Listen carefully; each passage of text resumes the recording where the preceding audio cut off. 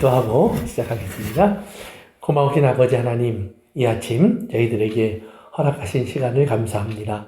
우리들의 삶 속에 주의 음성을 들을 수 있는 기회를 주셨으니 이 말씀을 듣고 또 저희들 주님을 따르는 우리들의 삶이 될 수 있도록 인도해 주옵소서. 부족한 종의 입술이 주의 진리의 전달자가 될 수 있도록 주님께서 종의 입술을 사로잡으시고 말씀을 채워 사용하여 주옵소서. 예수님의 이름으로 기도합니다. 네. 우리 사무엘상 오늘은 7장입니다. 7장. 사무엘상 7장. 우리 1절부터 3절까지만 읽고 시작하겠습니다. 7절. 사무엘상 7장 1절부터 3절입니다.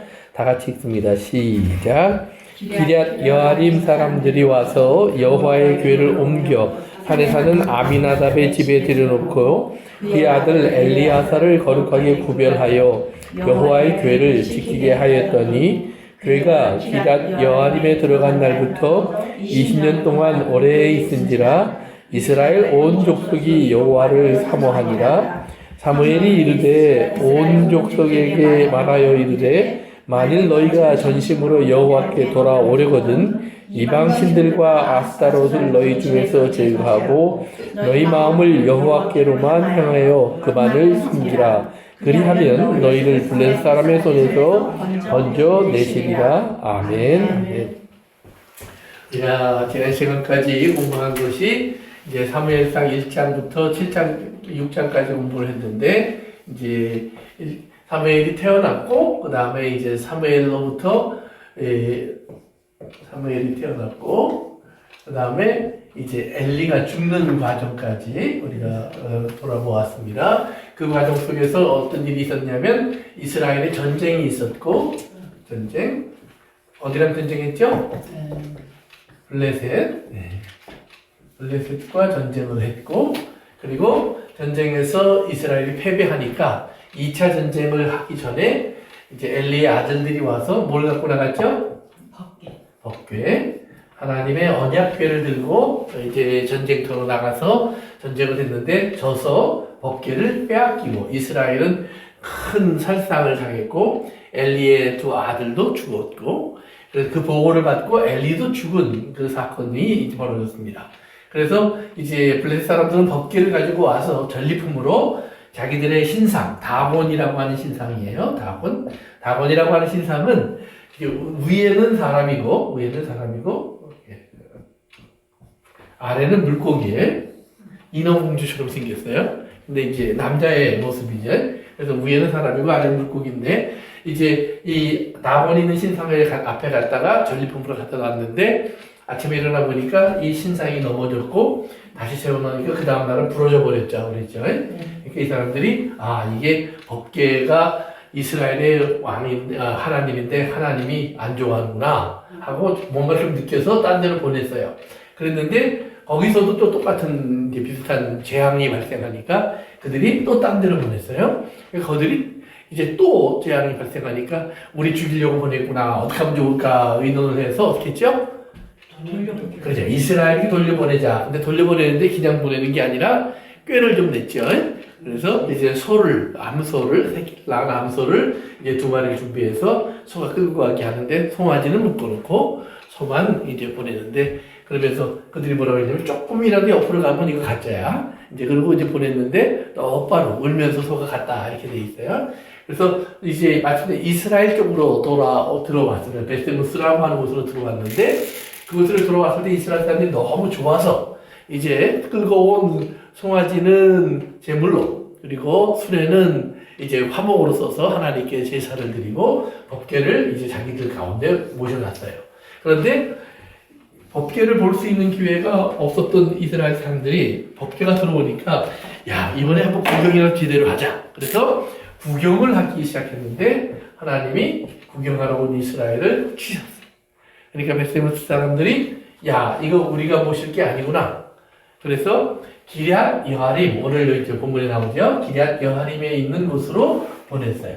그러면 기럇 여아림은 이제 우리가 어떻게 생각하면 되겠느냐? 기럇 여아림은 어쩌면 제사장들 중심의 또는 레위인 중심의 마을이었을 것이라고 추측해 볼 수 있어요.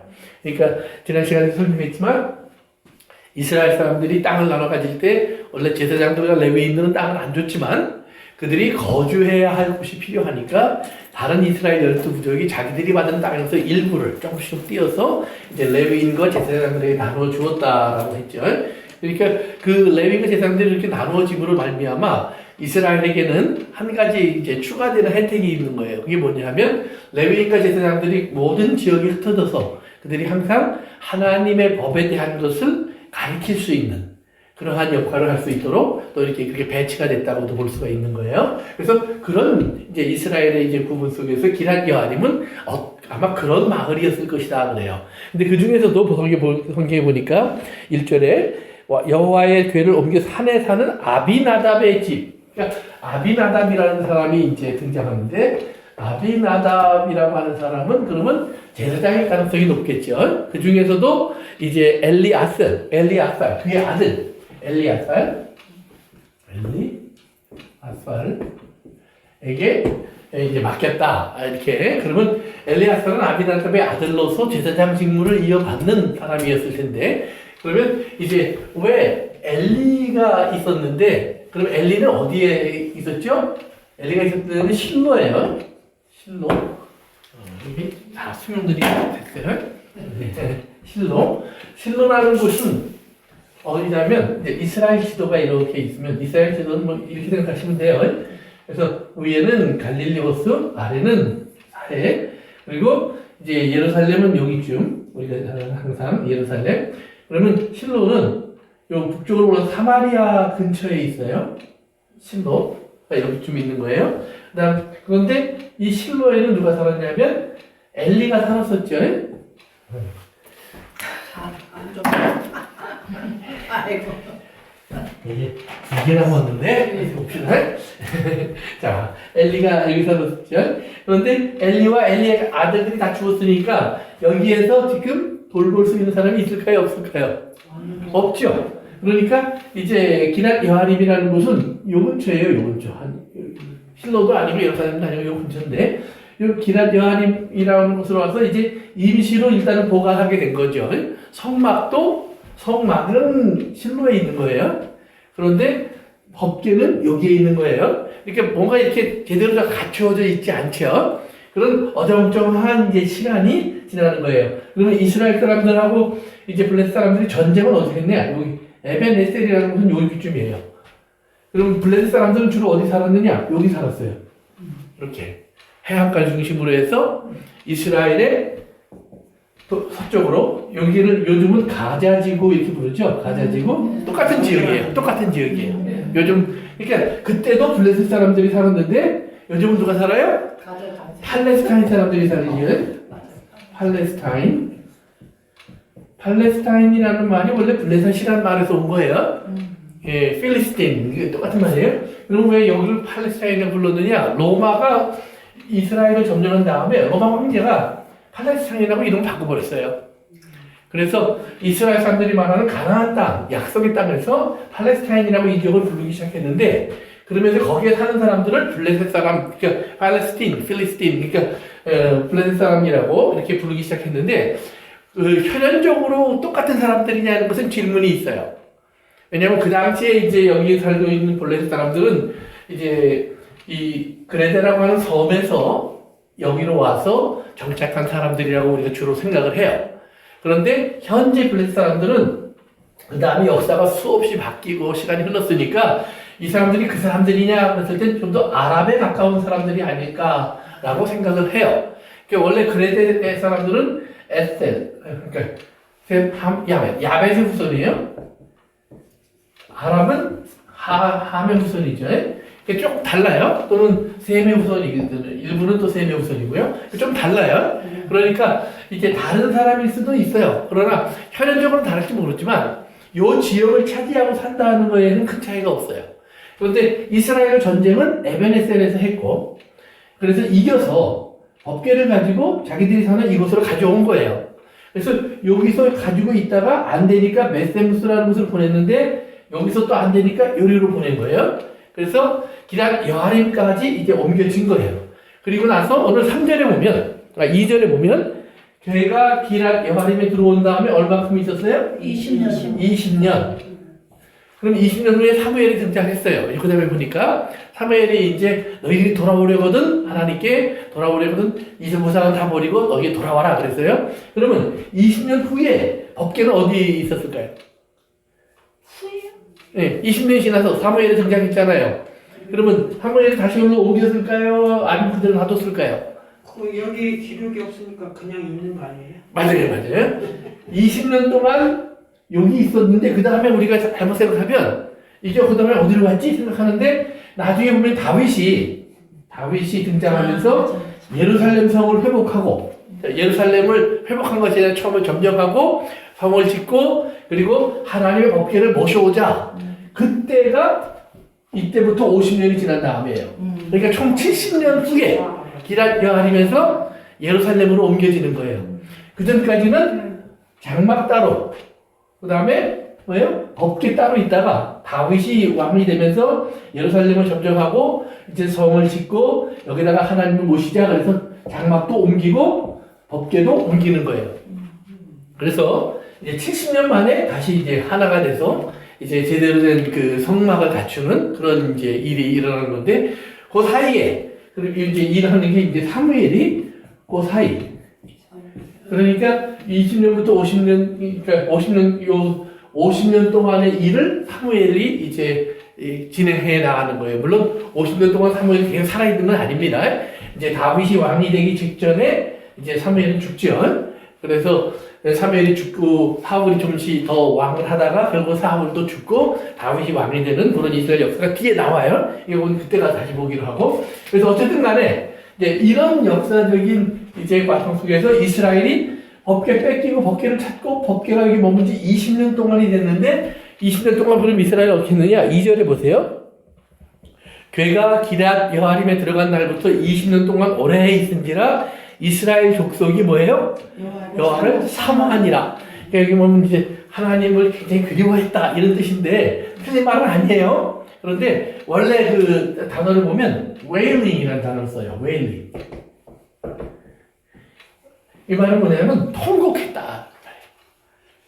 이게 영어 성경은 전부 다 이렇게 돼 있을 거예요. 한국말 성경이 사모했다라고 돼 있는데 이거는 이제 나중에 헬라어로 그 히브리어 성경을 번역하면서 헬라어를 가지고 번역하던 사람들이 무슨 단어를 썼냐면 longing, 그리워했다는 표현을 썼어요.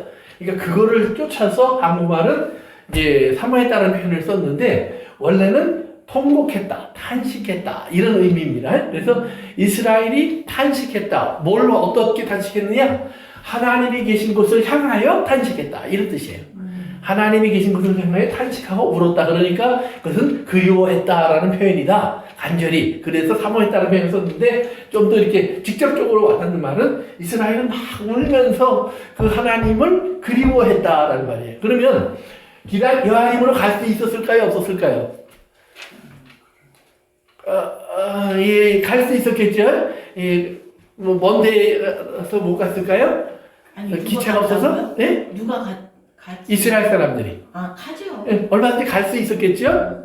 그러나, 이스라엘 사람들이 여기에 가서 함부로 하나님 앞에 나갈 수 있었을까요? 없었을까요? 못했을 것 같아요. 없었을 거예요. 왜? 그 전에 여러 가지 일들도 있었고, 사건들도 있었고, 그리고 이제 일단 보관은 하고 있지만, 사실은 법궤는 어디에 있어야 돼요? 지성소 안에 있어야 돼요. 지성소 안으로 들어가려면 절차가 필요하죠. 성막이 있어야 되고, 그 다음에 중간에 번제단이 있어야 되고, 올라가기 전에 손을 닦는 곳이 있어야 되고, 그 다음에 성소가 있어야 되고, 성소 뒤에 휘장을 열고, 그 안에 법궤가 있어요. 그래서 거기는 1년에 한 번만 대제사장이 들어가도록 하나님이 정해놓으셨단 말이에요. 그러니까 지금 아비나답 집에 갖다 놓고 엘리야살이 보호하고 있는데 엘리야살의 주 임무는 뭐예요? 사람들이 가까이 오지 못하게 하는 걸 거예요. 왜요? 가까이 오면 죽는 거니까. 자기도 들어가지 않지만 사람들도 함부로 들어오지 못하도록 아마 자기 나름대로 어떤 휘장을 쳤든지 또는 어떤 이렇게 뭐 임시 집을 만들어서 그 안에 보관하고 문을 닫고 그것을 지키는 파수꾼 역할을 했는지 그건 정확히 모르겠지만 가까이 오지 못하도록 했어요. 그러니까 여기는 지금 제사가 진행되는 것도 아니고 또 하나님과의 교제가 진행되는 것이 아니라는 말이에요. 그러니까 이스라엘은 지금 뭐예요? 장막 따로 법궤 따로 그러니까 하나님과의 만남의 모든 연결고리가 끊어져 버린 거예요. 그래서 이제 이스라엘이 갈 바를 모르고 20년이 지나면서 굉장히 하나님을 그리워하는 상태까지 들어갔어요. 그래서 보고 싶고 만나고 싶고 하나님께 나아가고 싶고 그것이 얼마나 앞뒤한 그 간절했으면 통곡이 나올 정도로 이스라엘은 이제 하나님 앞에 돌아가기를 원하는 거예요. 그래서 이제 3절로 그러니까 사무엘이 갑자기 등장하면서 이제 답을 주는 거예요. 그러면 왜 사무엘이 이렇게 할 수 있었을까? 기억나세요? 3장 끝부분으로 가보세요. 3장 19절. 사무엘상 3장 19절. 3장 19절, 21절까지 3절입니다. 3장 19절부터 21절까지 다 같이 읽습니다. 시작. 사무엘이 자라매 여호와께서 그와 함께 계셔서 그의 말이 하나도 땅에 떨어지지 않게 하시니 단에서부터 까지 온 이스라엘이 사무엘은 여호와의 선지자로 세우심을 입은 줄을 알았더라. 여호와께서 실로에서 다시 나타나시되 여호와께서 실로에서 여호와의 말씀으로 사무엘에게 자기를 나타나시니라. 이제 재밌어요. 아까 이제 법궤와 성막에 대한 얘기를 제가 다 했죠. 그러니까 법궤는 기럇 여아림에, 성막은 실로에. 그런데 사무엘은 엘리가 살던 실로에서 지금 엘리가 죽으면서 사무엘이 어떤 사람이라고 하는 것을 그 엘리가 죽기 직전에 하나님이 온 이스라엘에게 먼저 알리셨어요. 그러니까 엘리가 죽기 전이에요. 사무엘을 통해서 하나님이 엘리 집안에 대한 이야기를 했는데 그 이야기가 엘리에게만 전파된 것이 아니라 그 과정을 통해서 모든 이스라엘이 알게 되었다라는 말이에요. 그래서 이스라엘 사람들이 엘리도 사무엘을 인정했고 그리고 이스라엘도 맞아 하나님이 말씀하시는 사람이 사무엘이구나 라고 알게 됐어요. 그렇지만 이제 그렇다고 해서 사무엘이 당장 지금 선지자의 역할을 시작한 것은 아니에요. 세우신 것과 시작하는 것. 이 차이가 있다는 말이에요. 그래서 이제 그 19절에, 20절에 보면 어떤 표현을 쓰냐면, 19절에 사무엘이 자라매라는 표현이 있죠. 이건 성장해 간다. maturing이라는 말이에요. 그러니까 예수님의 이야기 속에서도 여러분이 보시면 예수님이 어머니와 아버지를 따라 12살 때 예루살렘에 올라왔다 돌아가는 이야기가 있어요. 누가복음에 보면. 그럴 때 누가복음 그 사건의 결론을 내면서 뭐냐면 예수님이 어머니와 아버지를 따라서 집에 돌아와서 이제 뭐예요? 어머니와 아버지에게 순종했다 그래요. 그러면서 키가 자라고 지혜가 자라며 키가 자라고 지혜가 자라며 즉 어린아이를 하나님이 들었었다는 것이 아니라 어린아이였던 예수님이 성장하기를 하나님은 기다리셨다. 그래서 그 전에 이미 예수님 뭐예요? 예수님이에요. 10살 때도 예수님이고 가난해질 때도 예수님이고 20살 때도 예수님인데 하나님이 그 때를 기다리시는 거예요. 그거를 뭐라고 하면 경륜 그래요. 하나님이 세상을 다스리는 방법이에요. 그러니까 그러면 예수님은 30살에 했으니까 30살 전에 하면 안 돼. 맞아요? 틀려요? 그건 아니에요. 그건 아니에요. 디모데 같은 사람은 어린아이 좀 어렸어요. 예수님의 제자 중에서도 누구예요? 요한 같은 사도는 어린 사람이라고 생각을 해요. 베드로는 조금 나이가 있었고 결혼까지 했으니까 뭐 이렇게 우리가 이제 추측을 해보면 다양한 연령대를 얘기할 수 있는 거예요. 그런데 각 사람을 하나님이 언제 불러 쓰느냐? 그러니까 예를 들면 모세가 기준이면 언제 하나님이 불렀을까요? 아니죠. 40에 자기가 시작했다가 불합격받고 80에 가서 불러 쓰는 거예요. 아브라함 하나님 몇 살에 불러주셨죠? 120. 그죠. 75. 이거 그냥 뭐, 75. 그러니까 이게 기준이 지금 뭐예요?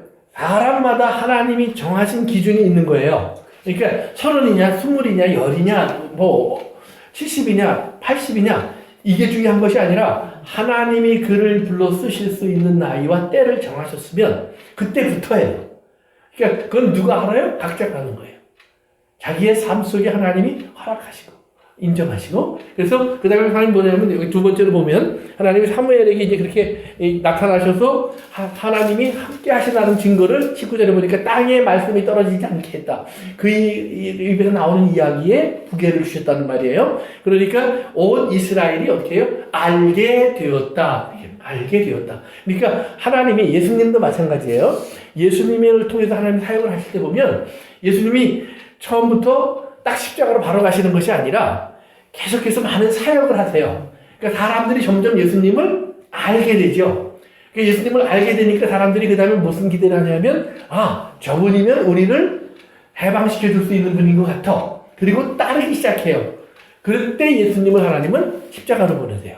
그러니까 그분에 대해서 알게 하시고 그 다음에 십자가로 보내십니다.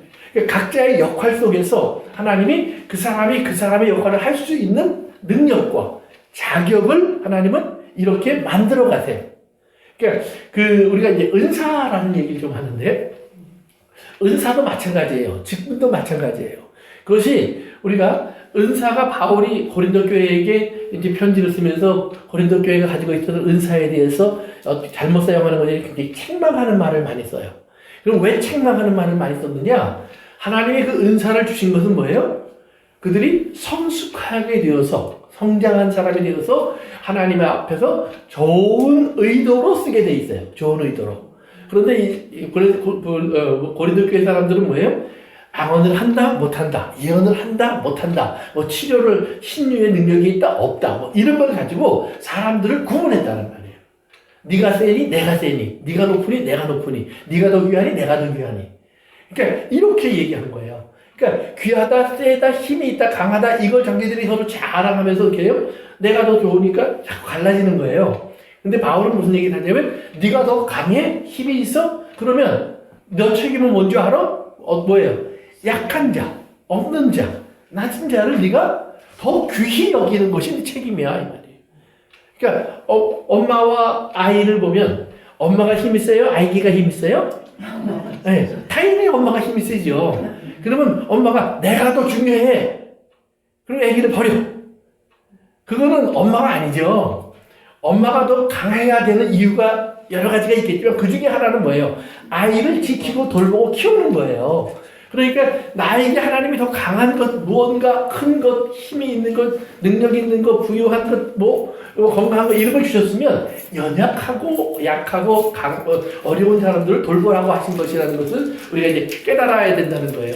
그러니까 제가 이제 지금도 생각나는 게, 제가 처음 미국에 가서 운전을 배울 때 저를 가르쳐 준 사람이 이제 송목일 목사님이라고, 이제 목사님이 지금은 이제 은퇴하신 분이지만 그 당시에는 이제 저랑 같이 학교도 다니고 이제 일도 하고 그랬던 분이에요. 근데 이분이 이제 가르쳐 주는데 너무 고마워서 내가 그랬어요. 제가 운전 다 배우고 은혜를 꼭 갚을게요. 그랬더니 이거 평생 못 갚아 그러더라고요. 내가 그 양반한테 운전을 가르쳐 줄 수 없는 거라는 거예요. 그런데 내가 뭐라고 그러냐면, 당신도 나처럼 하면 돼. 나도 누가 가르쳐 줬어. 나도 누가 가르쳐 줬어. 그러니까 처음에 나도 그게 그러다가 그러니까 들어보니까 맞는 거예요. 내가 그 양반을 가르칠 방법은 없어요. 나보다 운전을 잘하는데 뭐. 그러니까 내가 할 수 있는 건 뭐예요? 다른 사람. 그냥 평생 픽업을 많이 했습니다. 제가 요즘 별로 픽업을 많이 안 하지만 정말 버스를 끌고 다니면서 아침에 3시간씩, 2시간씩 한 4, 5년을 했습니다. 그러니까 굉장히 많이 했어요. 평생 할 픽업을 그때도 하는 것 같아요. 그러니까 이제 우리 삶 속에서 하나님이 나를 강하게 하셨을 때 그걸 잘 기억하셔야 돼요. 그래서 이제 우리가 뭘 얘기하다 거기까지 갔는지 모르지만 다시 돌아와서 이제 사무엘이 통해서 하나님이 사무엘을 이렇게 높이시면서 사무엘이 성장할 수 있도록, 성장한다는 얘기를 하려고 그랬구나. 성장할 수 있도록 하나님이 사무엘을 키워나가시면서 이제 사무엘에 대한 이야기가 온 이스라엘에게 퍼졌어요. 그리고 나서 사무엘상 4장으로 갑니다. 4장 1절. 4장 1절. 제가 읽을게요. 사무엘의 말이 온 이스라엘에 전파되니라. 이스라엘은 나가서 블레셋 사람들과 싸우려고 에벤 에셀 곁에 진치고 블레셋 사람들은 아벡에 진쳤더니. 그래서 이제 전쟁을 하기 위해서 법궤 갖고 나가기 전의 사건입니다. 이제 이스라엘 사람 전쟁 나가는데 그 앞에 나오는 말이 뭐냐면 사무엘은 그래요. 사무엘은. 그러면 사무엘을 하나님이 선지자로 세우셨고 사무엘의 말을 통해서 하나님이 이스라엘에게 이제 말을 하신다는 것을 알게 됐으면 저들이 전쟁에 나갈 때 누구에게 찾아왔어야 돼요? 사무엘에게 왔어야 되는 거예요, 사실은. 그런데 사무엘을 찾지 않고 뭘로 했어요? 습관대로. 이게 아주 좋은 거면서도 나쁜 거예요. 그러니까 습관대로라는 게 뭐냐면 예수님도 그의 습관대로 기도하러 가셨다. 이런 말씀 성경에 나와요. 그러니까 습관이 나쁜 게 아니에요. 그런데 거기에 딱 매여서 습관대로 안 하면 안 되는 게 아닌 것은 아니에요. 이상하죠? 습관대로만 항상 해야 되는 게 아니라는 말이에요. 그렇게 해왔지만, 예를 들면 율법대로 살아왔지만 이제 예수님이 오면서 이스라엘 깨달아야 될 것은 율법의 행위를 이제 거기서 끌고 가는 것은 의미가 없고 이제는 예수님을 믿음으로 살아가는 거예요. 그렇다고 해서 본질이 바뀌어요? 하나님과의 관계가 바뀌는 게 아니에요. 율법의 내용도 핵심도 뭐예요? 사랑이라고 그랬어요. 그러니까 본질은 안 바뀌어요. 그렇지만 the way, 방법이 다르다는 거예요. 과거에는 하나님을 만나러 성전까지 와야 했지만 지금은 성전이 어디예요? 우리 안에 계시니까 우리가 얼마든지 어디에서든지 하나님과의 교제가 가능한 거예요. 또 과거에는 율법책을 달달달달 외워서 율법에 요거 착한 일을 하루에 몇 번씩 하라고 그랬나, 이거 7번 하라고 그랬나, 그러면 7번 해야지, 뭐 이렇게 우리가 생각을 했는데 이제는 7번이 아니라 그냥 용서하라. 그 말을 언제 끝납니까? 그랬더니 하나님 내일도 용서하라고 그러고 어제도 용서하라고 그러고 1년 후에도 하라고 그러고. 그런 말은 뭐예요? 아무튼 내가 안 할 때까지 계속 하라 이 말 아니에요. 그러니까 예수님이 7번에 7번이라도. 그러니까 하나님의 말씀의 내용이 어떻게 보면 바뀐 것 같지만 아니에요. 본질이 원래 그랬던 거예요. 그거를 이스라엘 사람들이 자기들에게 필요한 대로 바꾸어서 자기들에게 유익한 데 썼어요. 어떻게 유익하게 썼냐? 예수님 말 때 보니까 자기들만의 하나님으로 바꿔버렸어요. 그러니까 하나님이 이제 여기서도 보면 사무엘을 세우셨다고 얘기했는데 그 다음에 이스라엘 사람들이 사무엘 없는 일을 쭉 해나가는 거예요. 전쟁부터. 그래서 법계 갖고 나가는 거니 빼앗기는 거 다 사무엘 없이 진행이 되거든요. 그러다가 이스라엘이 통곡하기 시작하는 거예요. 20년 동안. 그리고 나니까 하나님이 들을 준비가 되었다 그러는 거예요. 들을 준비가 되었다. 그러니까 예수님이 오기 전에 먼저 광야에 등장했던 사람이 있어요. 누구죠? 요한. 그렇죠. 세례 요한. 세례 요한이 나타나서 뭐라고 했어요? 회개하러 천국이 가까이 왔다. 예수님이 곧 오실 거다. 그러면서 나는 하나님이 광야에 보낸 하나님의 소리다. 그의 길을 준비하라고 보내신 사람이다. 나는 그의 길을 준비하러 왔다. 그러다가 세례 요한이 저분이야! 라고 얘기하잖아요. 하나님의 어린 양이야. 그러니까 세례 요한은 뭐예요? 준비하는 사람이었어요. 그러니까 준비의 기간을 하면서 준비의 기간의 완성 때 하나님께서 이스라엘에게 회개를 외치기 시작하시는 거예요. 그러니까 사람들이 회개하러 나왔어요.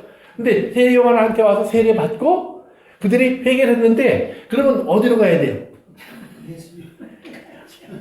예수님께로 이렇게 방향이 틀어줘야 돼요. 그런데 그들이 지금 그 방향을 틀어야 되는데 어디 가야 하나님이 계시지 이거예요. 그러니까 성전으로 가는 수밖에 없는 거예요. 그때까지만 해도. 그러니까 근데 성전에 누가 앉아 있어요?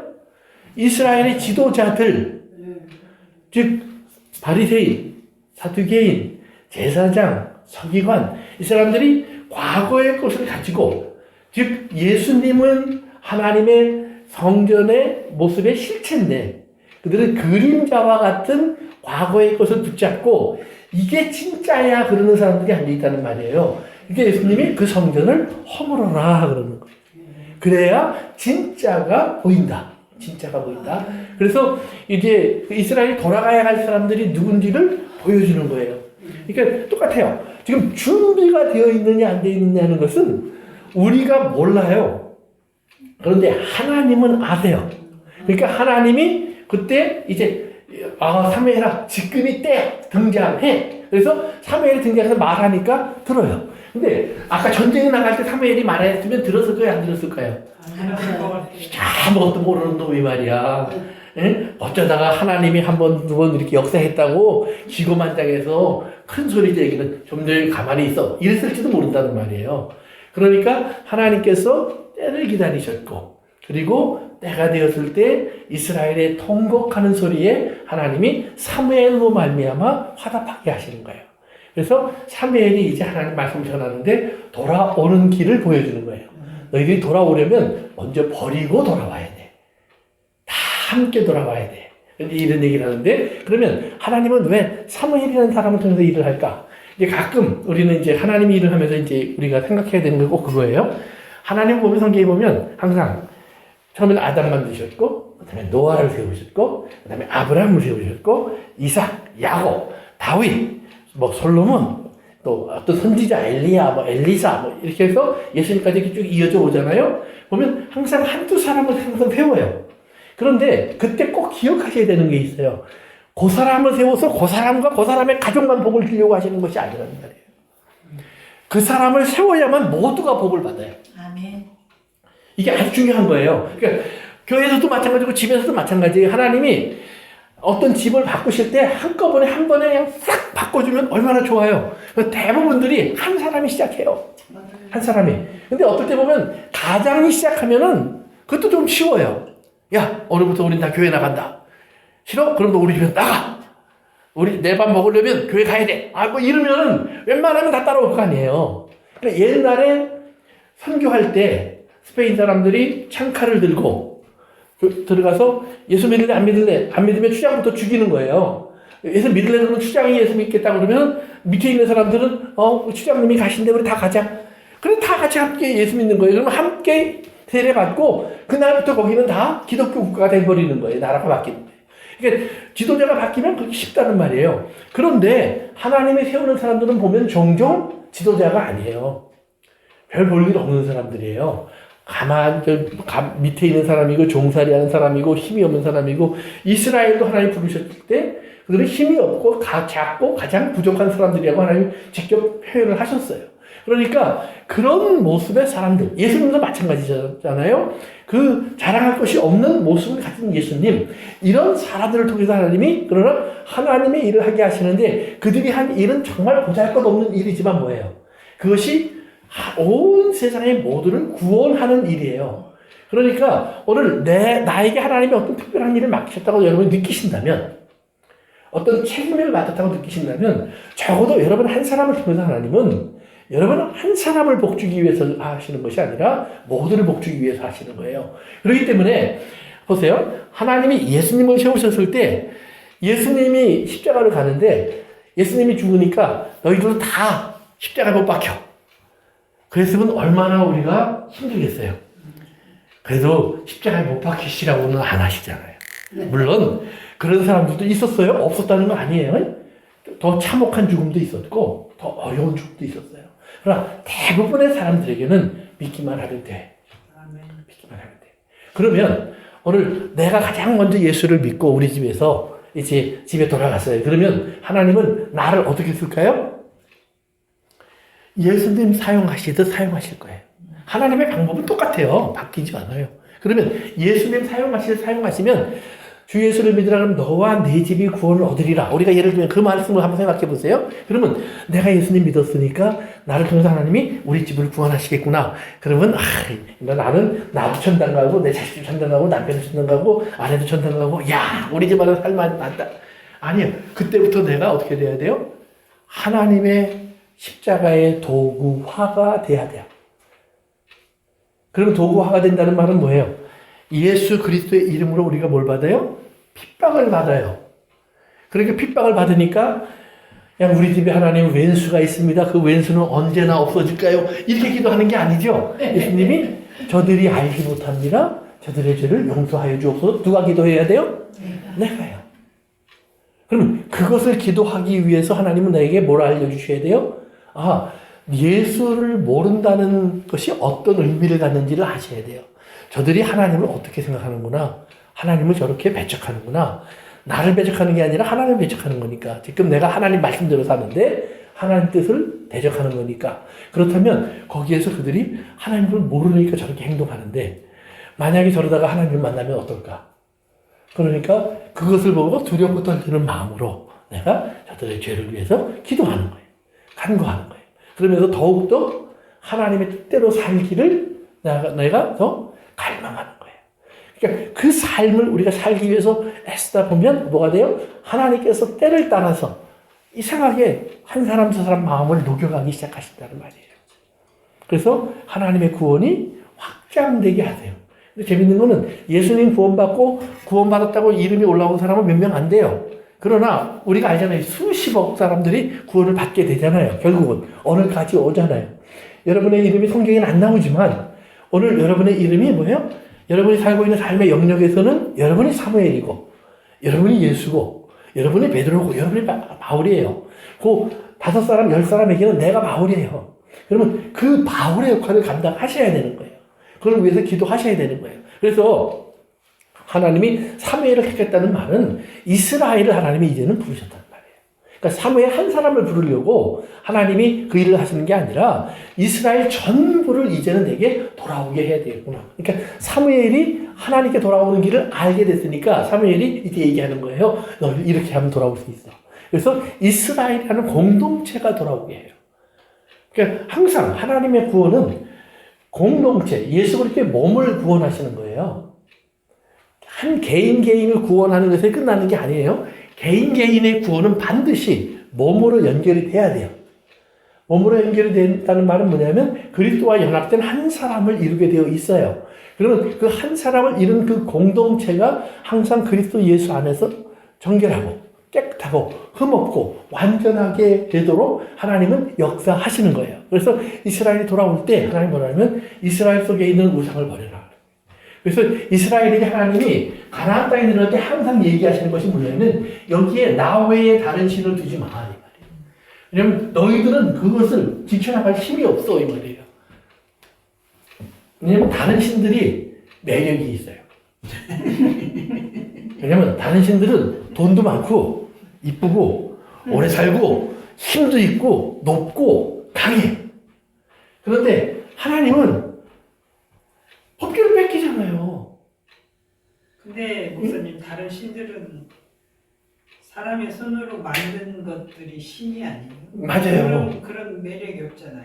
아, 그런데 거기다 갖다 빌면 돈이 생긴다니까요. 아들도 낳고, 거기다 갖다 빌면은 아무튼 대통령도 되고, 그 사람이 말한 대로 이사 가면 갑자기 집안이 흉하기도 하고, 된단 말이에요. 그러니까 자꾸 그런 속임을 이끌어가요. 그러니까 어떤 사람들은, 그거 다 속이는 거예요. 아니, 근데 진짜 그런 일은 안 되니까요. 마귀라고 일을 못하는 게 아니에요. 요한계시록에 보면 마귀가 뭐를 해요? 기선, 이적, 표적, 막 이런 거 하잖아요. 하늘에서 막 불 내려오고 막 이런 일 다 하잖아요. 마귀도 힘이 있어요. 없는 게 아니에요.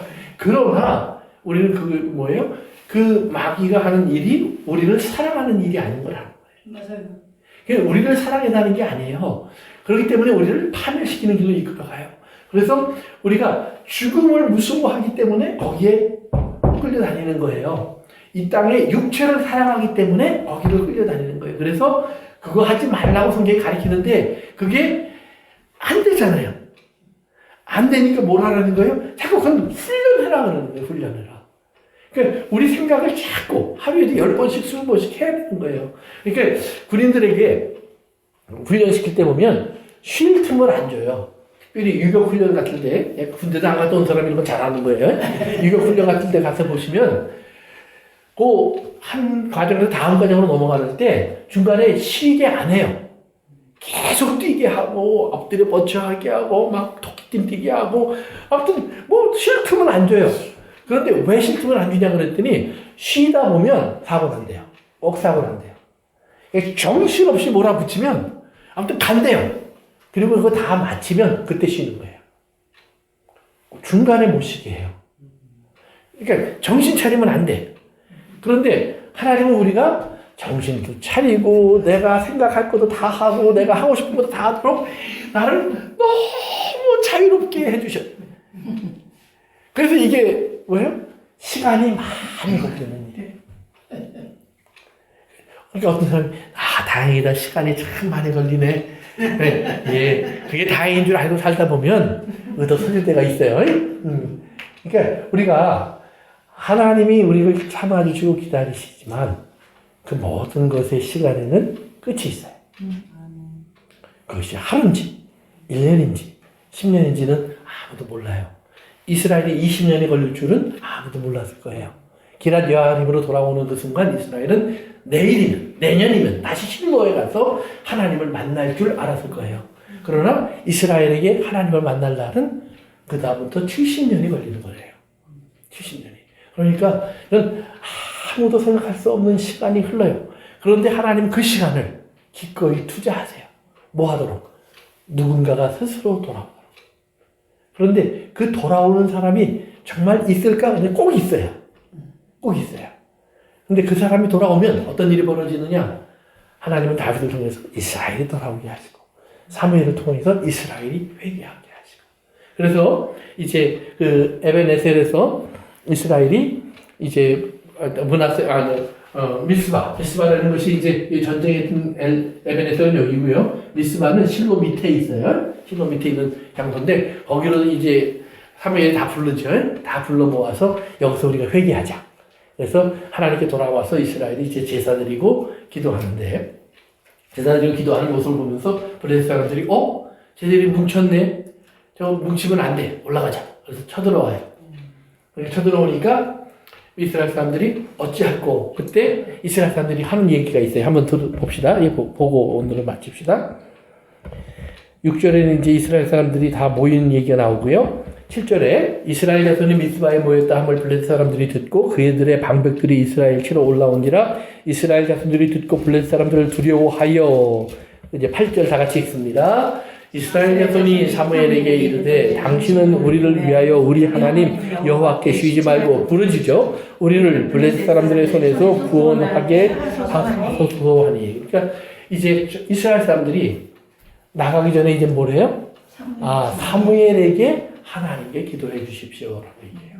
즉 하나님께 나아가는 법을 아는 거예요. 하나님의 음성을 듣는 법을 아는 거예요.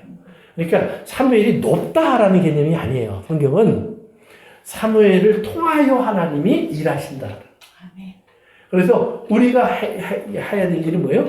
그 통로를 하나님이 그렇게 여셨으면 그 통로를 귀히 여기는 거예요. 왜 꼭 쟤야만 돼? 나는 안 돼? 요게 꼭 누가 그랬어요? 예. 성경에 나오는 대부분의 사람들이 그랬어요. 이스라엘 사람들이 하나님이 아론을 제사장으로 삼으니까 고라가 야, 왜 아론만 돼? 내가 고라야. 그랬더니 물러갔어요. 그러니까 하나님의 세우신 통로에는 고라를 배척하는 것, 그리고 아론을 고라보다 더 낮게 여기는 거 아니에요.